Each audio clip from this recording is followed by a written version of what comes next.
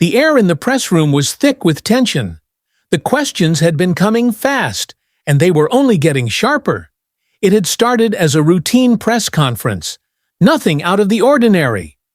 Barron Trump, now a young man in his late teens, had attended with his godfather, the legendary actor Clint Eastwood. The two were there for a charity event, a cause close to both of their hearts. But of course, with the media, things were never just about the cause. Barron had always been the quiet one in the family. A contrast to his father's boisterous persona, Barron had grown up under the public eye, but rarely embraced it. Despite being the son of a former president, he had managed to avoid much of the media frenzy that had defined his family's life. That is, until now. As Barron stood beside Clint Eastwood at the press conference, his gaze was calm but unwavering. The press room was filled with reporters eager to ask questions, some about the event, some about politics, and others with their own agendas. But it was one reporter's question that would change everything. "Mr. Eastwood," a reporter called out, his voice dripping with condescension, "you've been in the spotlight for decades, but in recent years, it seems like your political views have aligned more with the far right. How do you justify supporting a former president like Donald Trump? And more importantly, how do you justify allowing your godson to align with him?" The room fell silent. Barron's eyes flickered to Clint Eastwood, whose face remained as stoic as ever. But the question had hit a nerve. The reporter, a well-known liberal figure, had crossed the line in a way that few dared to. He wasn't just questioning Eastwood's beliefs, he was questioning Barron's integrity, attacking his family in front of everyone. Barron, always the reserved one, felt a surge of anger rise within him. He had always been taught to stay calm, to rise above the noise of the media. But today was different. Today, he wouldn't allow anyone to undermine his godfather, especially in front of such a large audience. Without missing a beat, Barron stood up straight, his voice steady but cutting through the tension. "With all due respect," he said, his eyes locking onto the reporters, "my godfather's political views are his own, and they've earned him the respect of millions of people.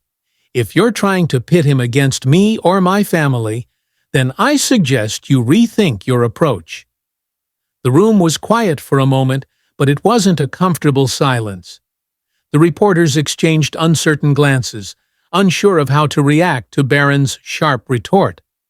This wasn't the response they were used to from the Trump family. They had expected Barron to sit back and let Clint handle the questions, but Barron wasn't backing down. The same reporter tried to press further, his tone getting more aggressive. "You've grown up in a family that's been involved in countless controversies. How can you claim to have any integrity when your entire family has been at the center of scandal after scandal? What makes you think you have the right to stand here and lecture us about what's right?" That was the moment Barron had been waiting for. The moment when he knew he had to step up, not just for Clint, but for his own principles. His hand clenched into a fist, but his voice remained calm, cold, and calculated. "I don't need to justify my integrity to you," Barron said, his gaze never wavering. "But you should know this. What you're doing isn't journalism. It's an attempt to twist the narrative for clicks and ratings. You don't care about the truth. You care about making a story out of anything you can. And I'm done letting people like you disrespect those I care about." The reporters fell silent again, but this time it wasn't just shock, it was respect. For the first time in years, someone from the Trump family had stood their ground in a way that made it clear they weren't going to be bullied by the media. Barron had done what no one expected. He had stepped out of his father's shadow and shown that he wasn't afraid to speak his mind. The tension in the room was palpable, but Barron stood tall, never faltering.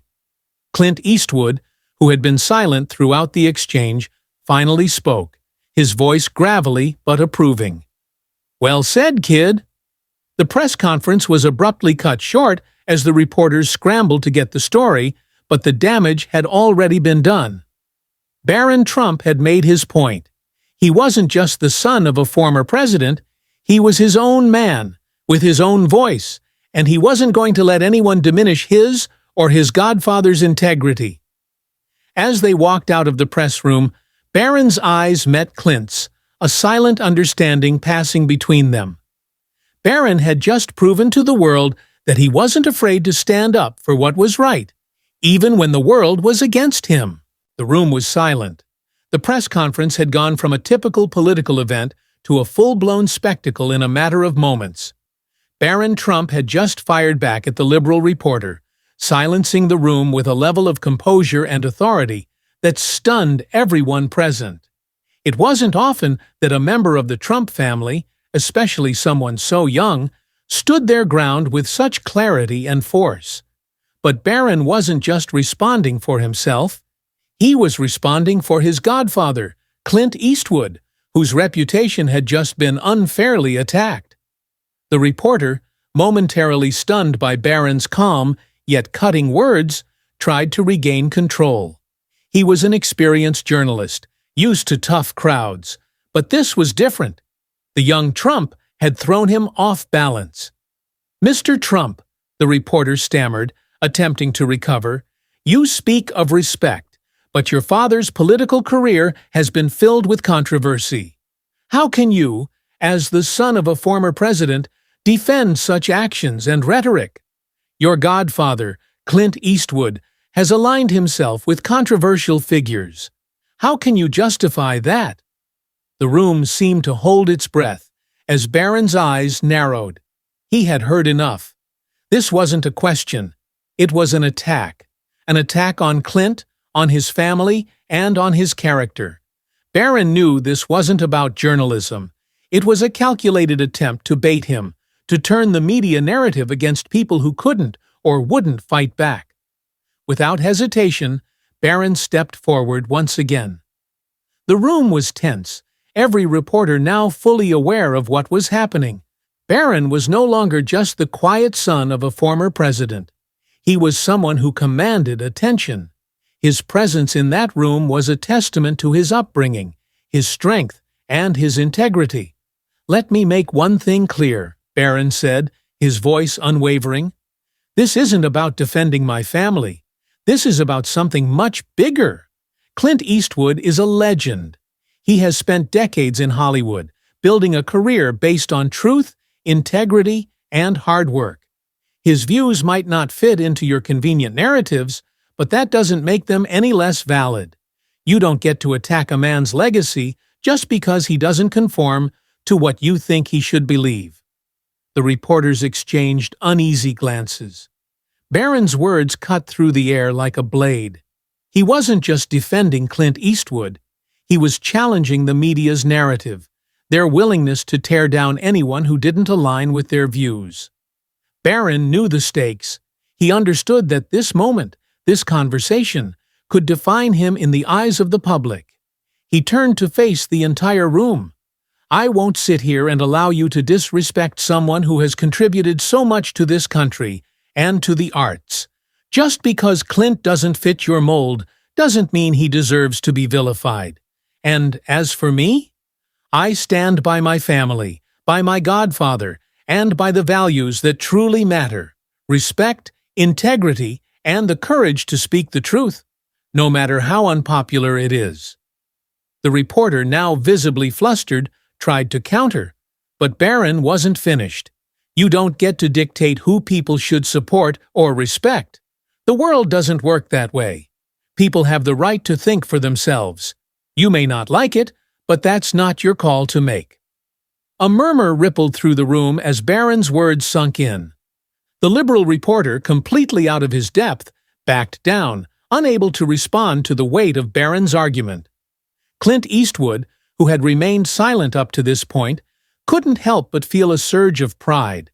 The young man he had mentored, the one he had always seen as dignified and principled, had just taken a stand that most adults would shy away from. Barron's calm, rational response had shattered the attack against his godfather, and in doing so, he had set a new tone. It wasn't about the Trump name or the Eastwood legacy. It was about the courage to stand up for what was right, even when the odds seemed stacked against you. And in that moment, Barron Trump had proven that he wasn't just another member of a powerful family. He was a force to be reckoned with. The press room was silent for a long moment after Barron's words.